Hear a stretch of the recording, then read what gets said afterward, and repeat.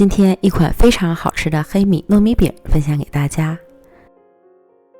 首先准备250克糯米粉，加入50克黑米粉，混合均匀，再少量多次的加入200克开水烫面，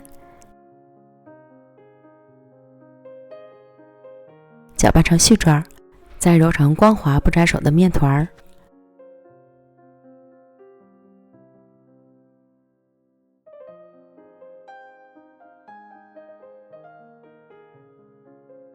盖好，先放一旁休息一会儿。接着再准备200克豆沙馅儿，利用干面粉搓成长条，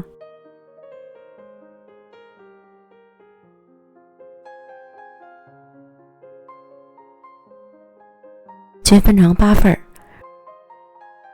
揉成圆球备用。取出面团，如果有些发硬，就再揉一揉，使面团变软。然后搓成长条，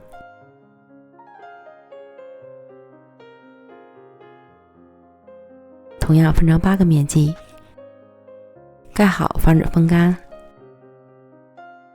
然后取一个面剂，中间按下去，捏成小碗状。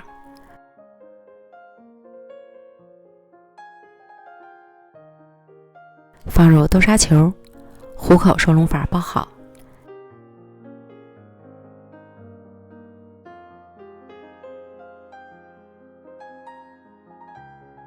再揉圆揉光滑，轻轻按扁，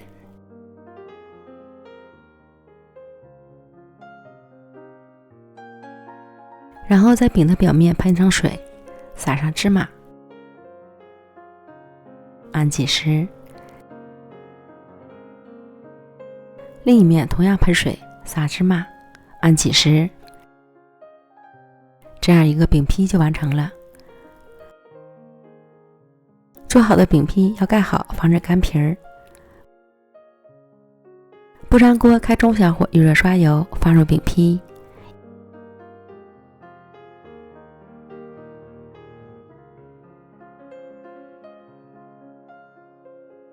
一面煎至变色后，翻煎另一面。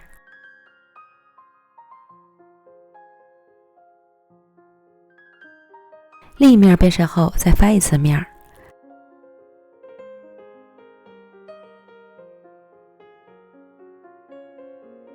烙至小饼软软的，就说明熟透了。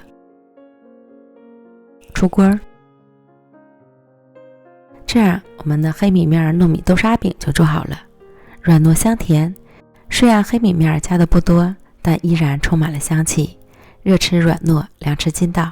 喜欢的朋友就赶快做起来吧。